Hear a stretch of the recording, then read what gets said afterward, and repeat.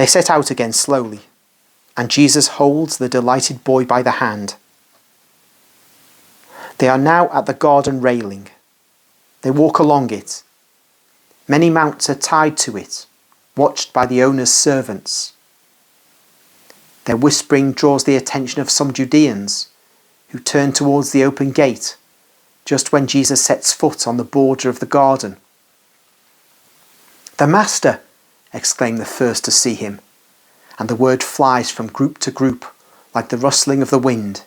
It spreads like a wave that comes from afar and breaks on the shore as far as the walls of the house and enters it, certainly carried by the many Judeans present, or by some Pharisees, rabbis or scribes, or Sadducees, scattered here and there.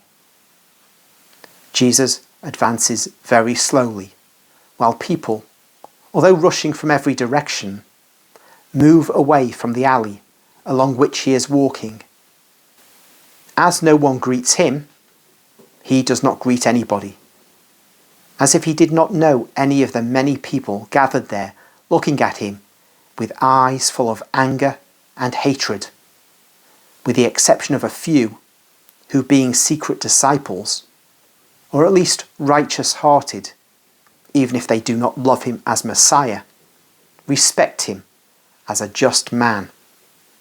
And those are Joseph, Nicodemus, John, Eleazar, the other John, the scribe, whom I saw at the multiplication of the loaves, and another John, the one who fed the people that had come down from the mountain of the Beatitudes, Gamaliel with his son, Joshua, Joachim, Manaen, the scribe Joel of Abijah, seen at the Jordan in the episode of Sabaea, Joseph Barnabas, the disciple of Gamaliel, Chusa, who looks at Jesus from afar, somewhat shy, seeing him again after the mistake he'd made, or perhaps fear of what people may think prevents him from approaching him as a friend.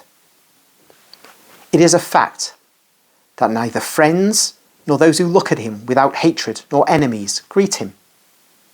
And Jesus does not greet anyone either. He just bowed lightly when setting foot in the alley.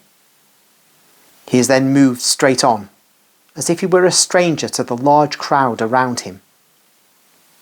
The little boy is walking beside him all the time, in his garments of a poor little peasant and barefooted, but with the bright countenance of one who is really enjoying himself, his lively dark eyes wide open to see everything and to defy everybody.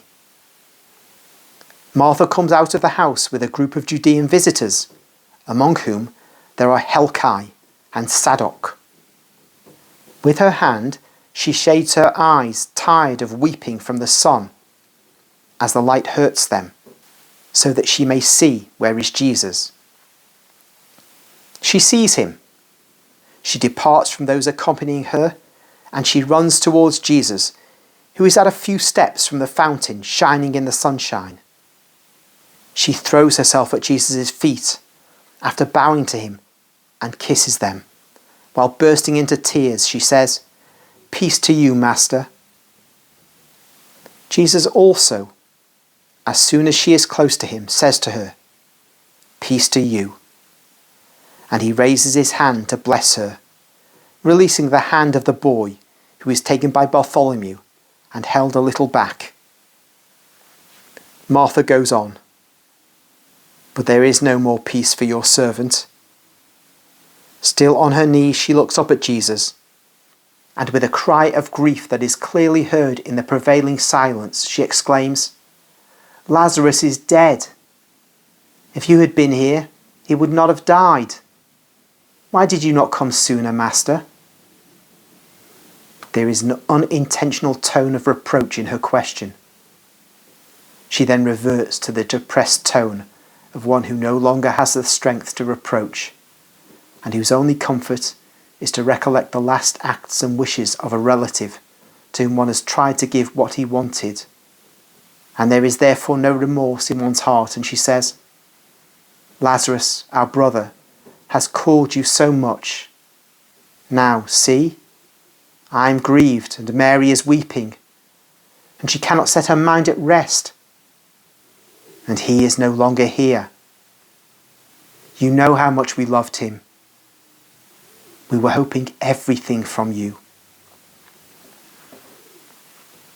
A murmur of pity for the woman and of reproach for Jesus is heard, approving the understood thought, "And you could have satisfied our request because we deserve it for the love we have for you, whereas you have disappointed us." And the murmur passes from one group to the next as people shake their heads or cast derisory glances. Only the few secret disciples mingled with the crowd look compassionately at Jesus, who, pale and sad, listens to the grieved woman speaking to him. Gamaliel, his arms folded across his chest, in his wide, rich robe of very fine wool adorned with blue tassels, a little apart in a group of young men among whom is his son and Joseph Barnabas, stares at Jesus without hatred and without love.